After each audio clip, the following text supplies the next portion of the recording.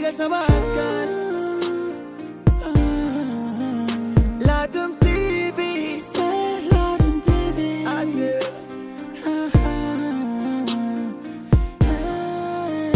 ding ci gis sa bopp jànge falun émission chez le vétérinaire. asalaamaaleykum mbokk téléspectateurs yi nga xamante ni ñoo safoo di seetaan Ladoum TV nuyooti lañ leen jaajëfal leen bu baax amati mbégte ak cawarte nekk ak yéen ci seen FOREP 2022 comme niñ ko doon defee fan yi yëpp ñëwateeg yéen ci seen magazine de la foire tey nekk journée bu riche boo xamante ne vraiment événement yu neex yu daw yaram yu riche ñoo fi am lépp jëm ci wàllu élevage ginnaaw bi nga xamante ne tey li nga xamante ne moom mooy regroupement des éleveurs de la banlieue initié nañ seen 4e édition bi jëloon ay nit tuddee leen ko tey nekkoon journée de cérémonie officielle bi ñoom ñëpp ñu ñëw ci taxawaay bu am solo loolu lañ leen di dégtal. mooy télé bi bégal sama askan. un grand bravo ci li ngeen def fii parce que yaakaar naa ni bi mooy 4e édition. Et pratiquement raté wu ma benn édition su ma juumul daaw man maa nekkoon seen parrain mais édition bu mel nii moom vraiment musul am et certes chaque association bu nekk su organisé day progresser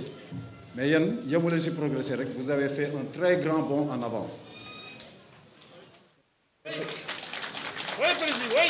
Vous avez fait un très grand bond en avant. Aussi bien du point de vue de la taille de l'événement que de la qualité de l'événement ba si parrain bi ngeen désigné loolu tamit dama leen si félicité parce que parrain dafa am solo parrain dafa war a nekk référence parrain warul nekk n'importe qui parrain dafa war a nekk référence dafa war a nekk royukaay dafa war a nekk nit koo xam ni ku ko gis daan war naa mel ni moom wala war naa roy si moom ku ko gis ne kii yellool na ko te wax fa dëgg yàlla parrain bi ngeen tànn yellool na ko Dame Lo ñëpp xam nañ ni nit ku baax la ñëpp xam nañ ni nit ku dëggu la ñëpp xam nañu nitu jàmm la ñëpp xam nañu nit la bi nga xam ni aussi bëgg na élevage te dafay jàppale élevage aussi. donc ku mel noonu tey jii soo leen ko parrainé lu war a nekk la moo tax parrainé ngeen ko ñëpp jóg nañu gis ngeen organisation ni mu demee gis ngeen Maodo Lo mu ngi nii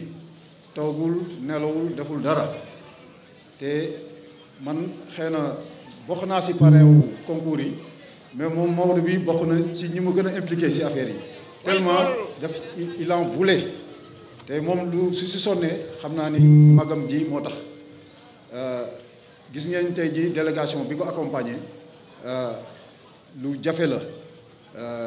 lu kenn mësul gis la loolu yëpp moom moo ko liggéey parce que nit yi comme je dis toujours kenn moomu leen.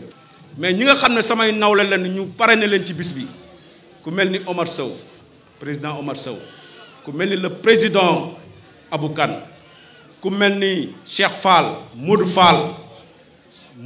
Mamadou Silla muy lu rafet muy une innovation majeure mais dafa am jàngat bu ci war a am mooy lan mooy ñun ñi nga xam ne actuellement nii am nañ lu ñu def ci élevage lii rek la ñu xaar ci yéen xaaruñu leneen mooy honoré ñu moo tax am nañ ci mbégte lool président Matar yàgg sa équipe à tous les rebois moi je suis tellement ému. mais dama leen di wax benn affaire man bi may jël rep ñëpp ànd woon ak man. ñëpp ànd woon ak man xam nga li ma wax bu baax parce que dama ñëw ci terrain bi xamuñu ma mais lan mooy tax nga gagner la confiance des Rebois lan mooy tax nga gagner ko il faut être un leadership il faut être un grand manager parce que li ngay wax ci assemblée yi mooy tax nit ñi seen xol di booloo di ñëwaat pour doon benn ak un programme bu nga xam ne du yem ci ay wax day ànd ak wax ànd ak jëf day ànd ak wax ànd ak jëf parce que nit ñi kenn moomu leen doo jëfee rek ñu ànd ak yow. ñu ngi sant ñëpp di gërëm ñëpp di wax nag sama gars yi ñi nga xam ne laa bokkal parrainé man da ngeen ma sas wax dëgg yàlla defewu ma ko noonu man sama enveloppe joxe naa ko dépp dem je l'ai donné à mon frère Sakhir Seye def naa ci li sama doole attan sama yéene ëpp na loolu ñu ngi sant ñëpp. lu bu mel bis bi melee nii seen dox seen wax seen jëf ci la bokk parce que yéen ñëpp kenn ku nekk ci yéen la nga man yëpp def nga ko na nga ko daan defee ci yeneen yi mais nga dolli ci nag daamloo loolu nag mu ne su ko fay parce que kenn ku nekk boo waxee mu ne gën a daamloo sa bis sama bis la kenn ku nekk def yëtte ju mat sëkk loolu mu ne su ko wees wax dëgg yàlla maa ngi leen di sant di leen gërëm wax naa ko sànq Sidi Bara Seck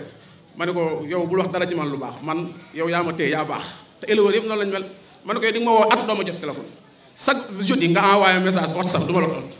te tey nga ma gën a bëgg loolu nag yow yaa ma téye man téewuma la loolu nag éleveur yëpp noonu lañu mel ci man moo tax man ooma seen fay maa ngi leen di gërëm di leen sant di leen ñaanal yàlla may leen gudd fan may leen wér ku ma tuddul xamal ne mënu maa tudd ñëpp mais su ma tuddee ñenn ñi yóbbaale nañu jëpp Ousseynou Diop maa ngi lay ziar bu baax amoon bay sama xarit mënu maa lim ñëpp Moussa jërë ngeen jëf di continuer di santaat sama yaay di ko sant ne ko ñëpp ñaar mu gudd fan te am wér gi yaram te xam ne lépp wallaahi azim yëpp moom yàlla na fi yàgg te wér ci barke yonent bi alayhi salaatu wasalaam barke alxuraan karim maa ngi sant ñëpp di gërëm ñëpp lu ma fàtte nag ngeen baal ma taxam man nit kese laa lii rek laa mënoon wax naa ko sant naa ñëpp loolu asalaamaaleykum sama xol sedd na ci li nga ma defal loo xëy ndax élevage musuma koo defal mën naa ne lii teelaa ko ma saam ci élevage moo tax keroog bi ngeen ma ko waxee ñu fekk ma sama kër ànd ak Matar ak Jibi keroog kontaan naa lool wax dëgg yàlla mais may profité di nuyu suñu grand monsieur Abou Kane tey bu ndee bay tuddee Cheikh Fall bis mën naa ne Abou Kane la parce que moom ma jëkk jaay xar boo xëy minti tax na nit ñi xam ma bu taxee ma wuti ci ado bi di Cheikh Anta Abou Kane moo tax damaa mës a bëgg jay naa ma dem xar bi ñuy tudde buggaan it ci Abou la jógee mën naa ne kon Abou la kon tey bu demee tey ba tudde ma bis ndax lii kon mën naa ne Abou la kon maa ngi koy sant di ko gërëm wax dëgg yàlla ndax defal na ma loo xëy moom itam si élevage kenn mësu ma koo defal wax dëgg yàlla maa ngi sant ñëpp di leen gërëm wax nag dafa ma yombul quoi moo tax wax dëgg yàlla di sant na grand dame loo muy bu baax a baax sama grand la dana gisee feneen di waxtaan mu may sotti see xalaat mu koy sotti ay xalaat wax dëgg yàlla moo tax keroog bi bu néew daamu lañ ko tuddee sama xol sedd ci loolu wax dëgg yàlla maa ngi leen di sant yéen waa rek bu baax a baax di nuru grand Matar keroog bi mu duggee sama kër ci guddi keroog mën nañu nelaw moom ndax mosuma am bis mel nii damay wax ne loolu mosuma ko am ndax ku dem bu turandoo deseetu la dara mais nag comme ni ko grand Moudou Fall waxee rek noonu laa koy defee gannaaw dañ ma tuddee seen maal ma jéem ci am lu ma si def rek ni wan rek ki jël pay rek dina am juróom fukk ki si topp am fanweer ki si topp am ñaar fukk ma jéem a doxee noonu rek ba xam jërë ngeen jëf. Modou ñàkk koo xam wóorut man góorlu yaay laa ko tuddee benn la fi amul morom waaw te it na la wóor yàlla ni lii nii moo bëggoon a teewal boppam waaye daa am yitte yu ko tënk ndax muy place am te mënu koo bàyyi kenn ndax commerce dafa fiir loolu doo nga tax daam mu yabal ma boole koog nag délégation bu am maanaa boo xamante ni mi ngi jiital aawam muy Fatou Sylla jiital rakam muy Nday Ñang ak sama soxna di ñaaña mbay ak ñaari doomam yu bu góor ak bu jigéen kon ñor na ko waaw daam yow yàlla na la yàlla defal jàmm ak sutura te it mi ngi wax ni référence am nga idolom nga ndax ci social bi ngay def ak lu baax li ngay def ci mbokk gi ak julliti yàlla yi yàlla na la yàlla yontu beeg Serigne Touba Faye nee na kàddoom yi man la mu wax sax lépp mënu ma ko wax ndax man mii mu jiital damaa mënul wax waaye la mu wax lépp mënu ma ko wax waaye yëgal ni mi ngi sa ginnaaw nee na lépp loo sumb te yëgu ko nee na loolu jégalu la ko lépp loo dem te àndu ci ak yow nee na loolu jégalu la ko waaw léegi nag parrain bi yëkkati na 250 000 ki jël P jox na ko 250 000 ki jël 2 jox na ko 150 000 ki jël 3 jox na ko 100 000 waaw keneen ki ñuy wax Daouda Guèye noonu la Daouda Guèye jox na ko 100 000 francs nu ngi koy waxati Dame Kandji defe naa Dame Kandji la na Jibi Kandji waaw taranga ma nga ne encore ak kan Mor Ndiaye dafa naa xaw ma waaw Mor Ndiaye waaw kii ni ñu koy waxati Sangomar Modou Sylla jox na la juróomi junni waaw président commissaire waaw ñu ngi sant ñu ngi gërëm. yoo moment yu neex yu am solo yooyu nga xamante ni vraiment moom la ñu dundoon ci cérémonie officielle bi nekk ci seen 4e édition FOREB 2022 am ci 5e journée bi di samedi le 5 waaye mu amaat fi ay moment yu neex yu doy waar yoo xamante ni am na fi muy moment wu concours 2e tour bi nga xamante ne moom la catégorie agneau doon jàll ñu dara jaalee ko ki nga xamante ne moom mooy Cheikh Fall défilé nañu joxe aussi li nga xamante ne moom mooy seeni résultats. mooy télé bi bégal sama askan. yow maa ngi ñëw. parce que dafa tey si moo dugg si noonu. gars yi bu ñu amee da nga ñëw. bu ñu amee da nga ñëw. waaw waaw. waaw waaw. gars yi daal gars yaa ngi génne de. gars yaa ngi ñëw. gars yaa ngi ñëw asu. gars asu seen maa nii asu. nga am bos. waaw soo assuré da nga war a am. waaw da nga war a am mais nag xam lu ma jaaxal. waaw fi ko yore rek moom moo jaaxal fi ko yore. am na fi ma ko yore nga am na fi ko yore. waaw ah mais est-ce que yow dañ la yore ba pare sa yow.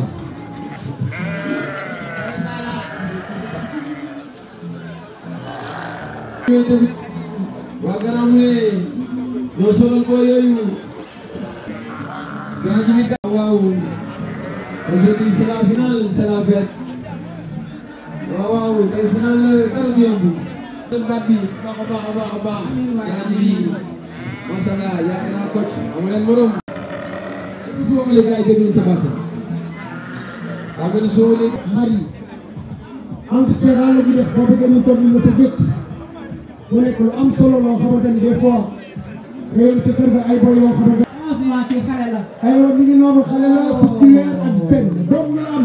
moom jeune man boobu nekk ci biir classe bi jàkkaarloog jury bi di daagu di défilé comme ni mu waree jóge ci box numéro 51 mi ngi noonu nekk un jeune mâle de 7 mois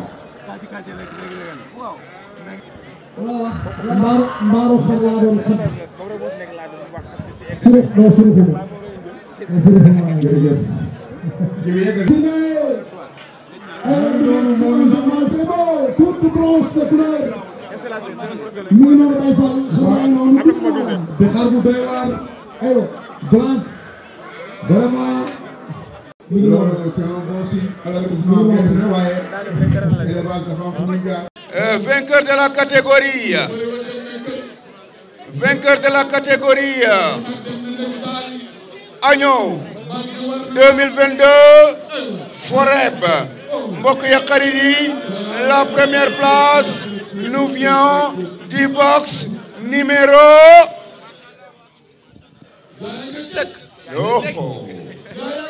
J'aime pas ces moments. tàggu leen seen bopp bu baax a baax. Askodou, qui est le vainqueur? Le champion de la catégorie agneau, il a 11 mois et il nous vient du box 22. Numéro 22. Box numéro 22. Il nous vient de Keur Massar. Box numéro 22. Cheikh Badara Gueye yegg na podium. Cheikh Badara Gueye yegg na podium. Cheikh Badara Gueye yegg na podium. Box numéro 22. Oh! Kay. Loxo yi ca kaw. Ndeysaan.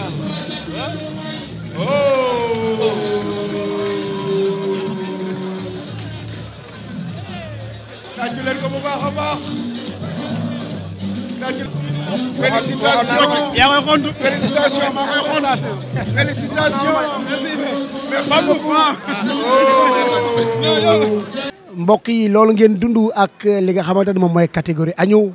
ñu koy wax jeune mâle gis ngeen ni ñu rafetee gis ngeen ni ñu taaroo noonu la li nga xamante ne moom mooy catégorie agnelle mel muy les jeunes femelles nekk ay xale yu jigéen yu rafet yoo xamante ni tey boo leen xoolee daanaka ay femelle nga leen di fokk fekk ay agnelle lañu xool leen résultat yi. mooy télé bi bégal sama askan. Box 75. Waaw.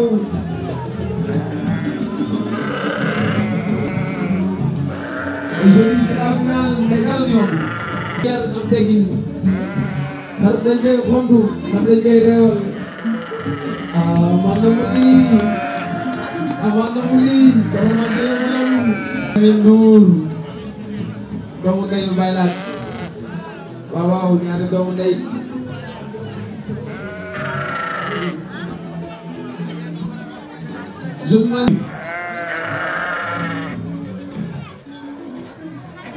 mais Mali taaru nañu.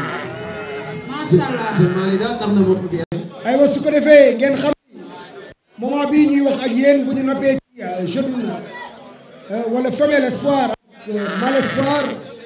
numéro 27 qualifié. 38 qualifié. Numéro 38 qualifié en finale femelle espoir. Sans ñu taxaw dañuy enchaîner avec coach. Il va nous donner les résultats. Agnel, le premier, le deuxième, le troisième. Agnel également dinañu jox la première, la deuxième et la troisième. Agnel yi nga xamante ni l'histoire retiendra. Coach. kon nag mbokki éleveurs yi résultat yaa ngi nii. Agnel moo dàq ci foire bi 2022. C'est dans un petit instant inchallah. su ngeen paree en tout cas man pare na. La deuxième place, elle a 11 mois et elle nous vient du box 83A. 83A. 83A yegg na podium. Deuxième place. 83A. loxoom dugg na ci soos. loxoom dugg na ci soos. Jamil Ndour wàcc na. ndeysaan. wallaay ndeysaan. élevage kenn du moom. ndeysaan. waaw waaw. Première place, mesdames et messieurs. Première place. La première place. Première place. Vainqueur de la catégorie Agnel. Oh. 2022, regroupement des éleveurs de la banlieue. Nous vient du box numéro. Box numéro. Elle a 12 mois. Elle nous vient du box 31A. 31A. 31A. Tatilenko. Box numéro 31A. Oh. sa loxo dugg na ci sos. nekk xar boo xam ne marqué na empreinte am. ndeysaan. waaye nekk xar boo xam ne yàlla ko ci. waaw waaw amiin waay amiin waay. mesdames et messieurs yéen a ko déggandoo mi ngi noonu moom mi ngi jógee ci analyse histoire du élevage. donc encore merci beaucoup di féliciter nag ñëpp di féliciter ñeneen ñi bu baax a baax personne n'a démérité vous êtes tous des champions jërëjëf. loolu mooy élevage. loolu mooy élevage. Alelo. Kocc wax naa la as wax na ko léegi. loolu mooy élevage alelo. xar yi ci ay bëri rek lañ leen di tànn. loolu leer na. waaye xar yi daal ci ay apollon lañ leen di tànn. ndeysaan leen bu baax a baax. tànn leen vainqueur yi. aywa mbokk yi loolu la ñu dund ci li nga xamante ne moom mooy catégorie agneau ak agnelle waaye défilé na fa li nga xamante ne mooy deuxième tour mâle espoir ak femelle espoir xool leen li nga xamante ne moom mooy entrée xar yi. mooy télé bi bégal sama askan.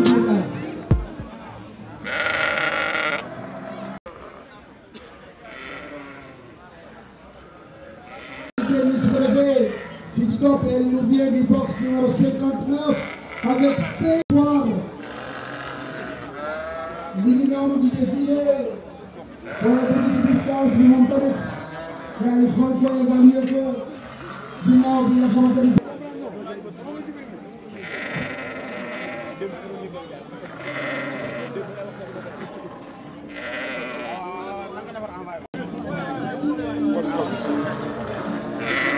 doon xaar doo ko gis loolu mooy génétique nga jël daanaan boobu fekk la nga doon seet moom moo war a jur boo xamante ni ku la ko joxoon waaw ndawal doog nga ci xalaat waaw avec 15 mois box numéro 81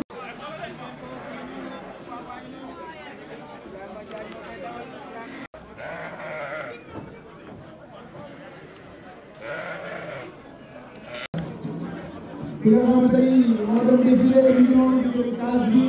ñoo ngi génn Voilà, le numéro du box numéro 95 avec 15 mois. On fait cette année match Sénégal bi ku mu neex mën ngaa ñëw ànd ak sa njaboot fii dinañ ko organiser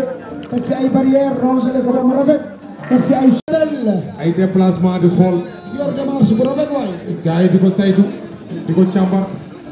moo war a ñëw dugg ci case de la vérité bi ci biir case bi défilé mu ngi noonu di ñëw mu ngi daagu situation yi nag moom la fa mel ni mag yi daan am dañoo rafet ci biir élevage mu ngi dox non élevage day daw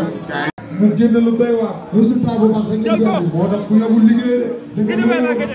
loolu doo ba tas mais bu fi gañe bëgg a gañe fort nga commencé ba tas ndeysaan avec chance la day jox champion xeebul mbaar day jox champion waaw di ci sonn waaw di def seen temps bi ñu war a jox seen njaboot mais léegi xale yi nekk ci biir nit ñi di fréquenté ak ñoom nga xam ni lu am solo boo gisee tamit xar yàlla moo ko teral waaw loolu dëgg la ndeysaan mu ngi noonu daal di dugg gis ngeen ko noonu espace bu doy waar la ko doon suuma waaw gis nga ci nopp dàq waaw ba nga bëggee boo xalaatee ba nga njëkkoon a xooloo koy dàq ce qui veut dire que ñoom ñëpp waaw loolu mooy aywa mi ngi noonu 12 mois la am fukki weer ak ñaar dong la am box numéro 84 la jógee jógee ci box numéro 84 def loolu mu doy waar aywa mi ngi noonu la jeune man très bon les filles mu ngi noonu ci biir 12 Il a 16 mois. il a 16 mois fukki weer ak juróom-benn la am box numéro 92 mooy dugg noonu. am na 16 mois mooy jàpp noonu. mu ngi dugg noonu di njàpp wóoyu. jaaw man di lay jàpp jàpp faax man. gis nga ko noonu aywa mbokk yi loolu mooy li nga xamante ne moom la ñu dund ci ay moment wu concours mu nekkoon lu neex lu am solo lu am ambiance éleveurs yi dund ko d'une façon extraordinaire ngeen gis ni vraiment y avait du tout ah nekkoon lu neex waaye nag tey suñu magazine dafa dalal kenn ci nga xamante ne moom mooy parrain yi moom mooy parrain wu catégorie agnelle di jeune femelle ñu di ko wax Modou Fall grand Modou Fall bergerie Abi Family moom la ñu dalal tey ci seen magazine de la foire grand ñu ngi lay nuyu di la ziar. waaw salaamaaleykum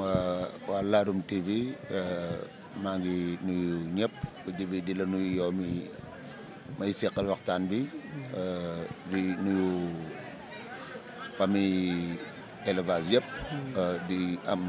yéene ak def ak yow émission bu jaar yoon boo xamante ne ni liñ fiy waxtaan yëpp day nekk njëriñ ak xam-xam ak lu nit ñi mën a jariñoo njëriñ ak xam-xam ak lu nit ñi mën a jëriñoo lépp jëm ci wàllu élevage moom la ñu fas yéene waxtaanee ki nga xamante ne moom mooy grand Modou Fall borom bergerie Abi Family di liggéey bu doy waar ci élevage Sénégal boole ko wax grand tey waa REB dara jaaleele li nga xamante ne moom mooy catégorie jeune femelle ku ko wax mooy ki ko gagné dinañ ko xaar ci espoir dinañ ko xaar ci grande femelle mooy li nga xamante ne moom mooy base mooy fondement wu xar tey bu fekkente ne tuddee nañ lu mel noonu tey nekkoon cérémonie officielle bi nga jël fa kàddu wax fa wax yu rafet mais naka nga yëgee loolu noonu dëggantaan ci sa biir xol.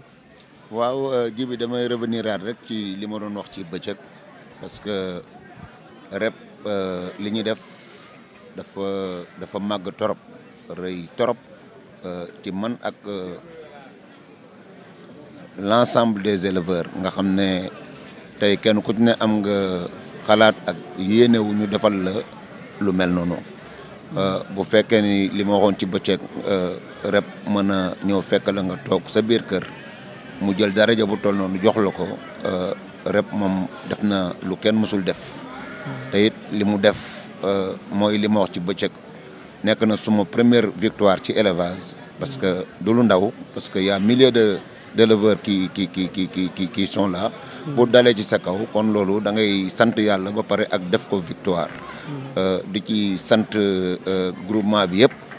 li ko dalee ci président Matar ba ci suuf ba ci nga xamante ne ni sax mooy jigéen ñi nga xam ne tey dañu jege REB di liggéey ci REB ba bàyyiwuma kenn di sant yéen ñi nga xamante ni tamit seen loxo jugu ci parce que suma ay frère ngeen yàgg nañ waaye nag lépp loo xamante ni ci nit ki ñëw na dal ci kawam na gëm ni du nit moo ko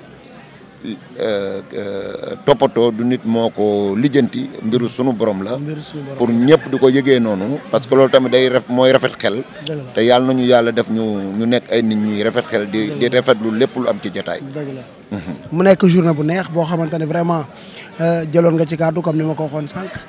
nga wax ci wax yu rafet yoo xamante ne vraiment am na solo lool mu nekk jàngat ci relation bi nga xamante ne moo war a dox ci nit ñi ak élevage en tant que tel nga yàgg ci élevage nag mais boole ko tekkaaral boo xamante ne daanaka ñu bari xamuñ la ci et pourtant yaa ngi liggéey bu rëy est-ce que mën nañoo dugg tuuti rek ci sa élevage nga wax ñu depuis kañ nga ci dugg ak yan xar yoo yan maal ñoo fara jot a jaar ci sa loxo ndax maal yi ñooy gën a néew souvent femelles yi. waaw Djiby élevage yàgg naa ci trop parce que tey boo xoolee maa ngi waxtaan ak le doyen Djiby Wade di ko am lu ma koy wax xam naa sax bi ma waxee kàddu gi il était surpris ba nar a jóg ci tribune bi parce que dama ko tuddal ku yàgg muy Pape Demba Fall di suma mag ñu bokk bàyyi bokk lépp mu tette ma ci xar yi ci jamono boobu Djiby Wade sax du éleveur du woon éleveur laadum mu nekk jamono ay Thié Yacine ay Ndiaye ma ko du Ndir Pa Mansour man ñooñu ñoo ma tette ci élevage ma nekk xale yàgg bëgg élevage yaakaar naa vers les année 93 94 laadum bi ma njëkk a jënd dama ko jënd 225 000 kon ñu ngi koy waxtaanee waat sànq rek ci pavillon Ladoum TV bi. xar yi yàgg naa ci trop. mais nag man yàlla dafa dogal ma nekk nit bu discret. lépp lu ma mën a nekk dama ciy nekk te yàlla tax ak def ci courage bu mat sëkk. waaw mais tey tamit élevage bi fu mu egsi bu fekkee ne dama nekk ci élevage sa bàyyiwuma jaaru na tamit axlu élevage xam ne kii mooy diw. parce que loo nekk te bakoo ko. nit ñi war nañ la ci war la ci di yëg bu baax. loolu tamit mooy ñëwaat rek ci rafetlu ci parrainage bi parce que am na leneen lu muy jëmmal. pour ñëpp xam ne rek ci laaj bi nga laaj ni élevage bi du ma ci gant fi mu toll nii it li ma ci yàgg dama bëgg a ñëw méngoo ak jamono bi. waaw kon. pour wax la ne daal élevage bi vers les années 80 ba léegi maa ngi ci. yaa ngi ci waaw boobu ba léegi maa ngi ci. mu nekk lu yàgg loo xamante ne vraiment lu am solo la. parce que expérience nga ciy am boo xamante ne daanaka gën laa xam dara ci xar yi yombul. boobu ba léegi nag voilà parrainage bi di doog a ñëw nag ren. mu nekk loo xamante ne mën nañ tàmbali la waa rek wax nañ la ko keroog. mooy lii tàmbali la. waaye xaaral à tout moment leneen lu ko gën a rëy sax mën naa ñëw. ndax ñun acteur élevage yi rek moo ñu ñor. ba ñu ñëwee sa kër defe naa loolu lañ la wax. waaye nag bés bi ndawaloo ko nga ñëw ànd kook une forte délégation. ànd kook say xarit. ku ci mel ni bro. ànd kook ku ci mel ni Balla Gadiaga. ànd ceeg ñoo xamante ni vraiment tey ay nitu élevage lañ. nit ñi xam leen bu baax a baax ngir wane ni bés bi daf laa ñor mais vraiment taxawaay boobu noonu encore une fois dama bëggoon a xam nga ñëwalaat ñu ci tuuti rek vraiment ni yëf yi rëyee ci yow. waaw xam nga Djiby man chef d'entreprise la dama am entreprise de construction te ñi ma àndal tey ñëpp ay responsable lañ parce que boo gisee délégation bi ma àndal mooy wax dëgg yàlla groupement des éleveurs de la banlieue nga xam ne tey dama cee bokk te man ndam bu ma mën a am te ma jóge ci banlieue dafay kawe ci man lool trop sax ba wax naa ko tey ndax dayo bi tax na sax ma joxe fi benn anecdote ci société bu ma newoon di fa liggéey ñun nitu banlieue dañuy nuru ñu arrogant mais arrogant wuñ dañoo am fulla parce que bu dee école dinañ ko jàngi buñ ko amul dinañ dem jàngi métier te nit bu fekkee ni da nga am métier mooy am nga lépp day am loo xamante ni day ñëw ci ginnaaw loolu mooy fulla ak fayda parce que fulla ak fayda léeg-léeg day indi mu xaw a nuru arrogance mais du arrogance bi mu demee noonu mu am ñoo xam ne tey dañoo bokk nekk ay pendant des années ñu xëy licencier leen parce que xëy na am na ñoo xam ne déggoowuñu ak ñooñu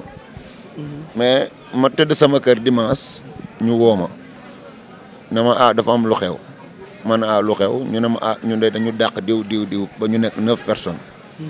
mais bi ñu waxtaanee ak syndicat bi def nañu il faut ngeen xool waa ju am fulla ku am daraja ci fi ngeen ne ngeen fexe ba mu ñëw na société bi taxaw bu dul loolu du yombal lijjanti yàlla def ci sutura société bi taxaw pendant une journée 2 3 4 une semaine 2 semaines boobu ay Momar Diop Castoro ay ndooy bu Kines syndicat yu mag yooyu bokk naa ak ñoom jataay xëy na jàng bi demewul noonu wala dayo bi tollul noonu waaye bokk naa ak ñoom jataay di lijjanti société ba yàlla def ci sutura ba lépp dellu fi mu nekkoon kon man tey lii rep def daf may indiwaat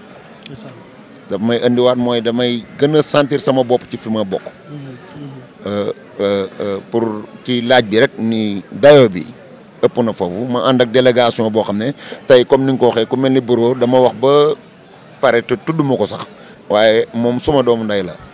délégation bi ma àndal muy ay autorité de Mbao yoo xamante ne nii wax dëgg yàlla ñoom it ay chef d'entreprise dañ au delà de entreprise bi ñu bokk muy élevage bi kon loolu yëpp day taxaw ci taxawaayu jëmmal bisu rep bi parce que loolu rek lañ ci am luñ mën a def buñ li yéene yi ëpp na sax liñ ci def mais mooy li nga wax yu bu yoon jeexul waaxisul du jeex ñaan nañ yàlla comme ni ma ko waxee président Matar bokk ak yéen liggéey bi di bokk ak yéen liggéey bi ba keroog sunu borom may ñu ndam loo xamante ne nii day doon ndam lu fës a fës ci ñun waa rep yëpp parce que man maa ngi ci biir waaw aywa mu nekk lu am solo sànq laaj naa la ko mais esquivé nga ko mooy élevage bi nañ ci yàggee noonu est-ce que mën nga ñoo wax juste ñaari maal wala ñetti yoo xamante ne rek jaar nañ ci élevage te nit ñi xam leen te xamuñ woon ni ci sa loxo la ñuy nekk waaw xam nga élevage boo déggee sax maa la yoon na la maal bi ma njëkk a jënd muy Baye Niass nekkoon doomu borom daara ji As Ndiaye amoo 4 moomoon ko mooy maal bi ma jëndoon 225 000 ci jamono jooja waaw 93 waaw ma ñëw jënd benn doomu Tyson bu ci Yacine Wade bu amoo 4 waaw ma jëndoon ko 150 000 maal la woon femelle agnelle ok ca jamono boobu boobu dañ may fay sama salaire rek ma daw waaw dem jënd ko xar toog dem jënd ko xar toog suma frère suma frère sax balaa muy dem Paris ci mbaaxu yàlla li mu jotoon a am parce que moo njëkkoon di ànd ak sunu grand frère bi nekkoon ak ñoom ci Yacine ak ñooñu bi muy dem Paris billet man maa ko complété moitié bi à 700 000 pour mu bàyyi ma xar yi parce que boobu moom xar yi mais maa ko gën a bëgg xar yi te yàlla def ci sutura boobu ba léegi maa ngi ci xar yi bu ñu ñëwee ci élevage jamono bi jënd naa fi benn maal benn doomu biram de muy Moussa Yade ma tuddee woon ko Moussa Yade yàlla boole woon ñu muy sunu xarit muy suma xarit di suma doomu ndey di suma lépp nag moom parce que doomu biram de moo jur galactique kon mbokki galactique bu mbokkal benn baay jëndoon nga ko non bu may wax sax dama naan la galactique ci boppam laa jëndoon galactique ci boppam waaw moom Moussa Yade ak moom it baaxam ak yëg nitam waaw am koo xam ne da koo jaayoon femelle mu ñëw bëgg xar bi man li ma fay kooku fayul lu ni toll mais mu ñaan ma ci njëkk ne ma ndax dinañ ko mën a bàyyi ma ne ko fekk biram mi ngi dund man aw ma ci problème parce que xar moom bu dee mi ngi dund rek du ñàkk moom di nga dajak doomam bi nga bëgg dëgg la keroog bi may jël Moussa Yade Moussa sax mi ngi naa ma noo kii yaay ji daa teel a daanu ndax doomu petit kiifa la est-ce que doo seet beneen ma ne ko non Moussa man ni may jëlee xar nekkul ci dayo bi damay ci def lecture bu mag doo koo jël yaakaar naa Moussa Yade jur na fi ay doom galactique moo ëpp tur moo jël trophée mais nag bu ñu wëree ci ay doomam li Moussa jur man de ci li ma xam ci élevage li ma gis ci doomu Moussa mën naam du saboté mais gisuma ko ci galactique kon li ma doon liir man mooy li am ci man ak ñi nga xam ne xam nañ élevage bi Moussa génnee yàlla dogal ma dugg ci Chicago non astafurlah ma dugg ci benn doomu Bosco mooy bu Jean Pierre bi mu takkoon ci toolam bi bi ma koy jot nekk na mag liggéey ci xar boobu bi ma génnee ci xar boobu ma dugg ci Xelkom mooy papay Cobra Xelkom men waaw ok di doomu Mos moom it ma liggéey ci benn base de femelle bi ma jógee ci Xelkom ci laa dugg ci Chicago waaw Chicago bu Balla Gadiaga bu Balla Gadiaga di kon mbokk yi Chicago bu Balla Gadiaga mooy bàyyi Boy Nas Boy Nas nga xamante ni tey ndeysaan gàtt fan rek lañ koy jooyal gàtt fan donc lañ koy jooyal waaye xam ngeen ne xar boobu noonu bu yàlla defoon mu gudd fan ndëga nii leneen la ñuy wax ci liggéey bu rëy bi mu amoon pour liggéey ko ci élevage du Sénégal léegi nag histoire bi dina neex xam naa ne yéen a ngi xaar surtout grand bi loolu dama koy yemale fii bergerie lañ koy fekk waxtaan lay doon ak fi ma jaar mu def ak ñun waxtaan wu am solo nett la ñu fi mu jaar ñëpp ci élevage pause lay doon ndax moom foog ñu fekk ko ci bergerie ba grand foofu ngay yemale élevage bi gars yi toog xaar ko ñu ñëw bergerie bi yeggale ko fa loolu rafet na jàpp leen ni kon moom moo mujjee Chicago produit yam fa def dinañ leen ko présenté Chicago ci boppam xam ngeen production yi mu doon def Chicago nekk doomu préfet préfet di maal boo xamante ne maal bu extraordinaire préfet di doomu Saalum xam ngeen ni ñooñu ay champion lañu ci loxo kii la mujj joxeel sa kàddu gu mujj su ko defee bu ñu ñëwee ba kër ga nag dugg ci élevage ñu àggal li des loolu dina ma neex waaw parce que kàddu gu mujj gi li may njëkkee pour bañ a fàtte mooy sunu xarit di Aboubacry Sakho suñu xarit waaw parce que ci suba ba léegi téléphone bi taxawul dëgg la façon message bu ne lépp en direct moo ma koy yónnee ndeysaan te ma nga ba Gambie ndeysaan loolu yëg ku bëgg élevage di ko dund comme c'est pas possible di ko dund trop loolu yëg mënu koo wees dëgg la ndeysaan mi nga ne ma faal ñun ñoo ngi en direct dëgg la bu ñu sañoon dañuy teew mais nag yàlla moom moo xam dëgg la ndeysaan yëgal ni daal ñun ñu ngi ak yow ci bis bi kon moom maa ngi koy sant mais di sant jabaram Hélène waaw parce que góor moom gune bu fekkee ni taxaw na taxawaay bi mat am na jigéen ju baax ju ne ci ginnaawam dëgg la ndeysaan waaw parce que vraiment man damay dund ak ñoom yow mii xam nga li may wax dëgg la mais yàlla na yàlla gën a defar ànd bi amiin yaa rabbal aalamiin yàlla gën ñoo boole te ñu ànd ci ànd ngor amiin yaa rabbal aalamiin loolu mooy li am solo di sant suma ay waajur di sant suma ay soxna di sant xarit yi ak mbokk yi di sant tamit ñoom duudi ñu nekk ci bergerie bi parce que tey ci suba bi may tàggoo dama waroon tàggoo ci ñoom parce que ñoom ñoo ànd ak man ci liggéey bi di ci sonn waaw di leen sant bu baax di leen wax ni leen liggéey bi mooy li ma leen wax toujours rek dama leen wax ne leen bu ñu nekkee ci bergerie bi di liggéey te mënu leen xëy am fi kër wala am fi terrain nañ leen tëj bergerie bi parce que man dama leen wax ne leen entreprise de bu ma créé mais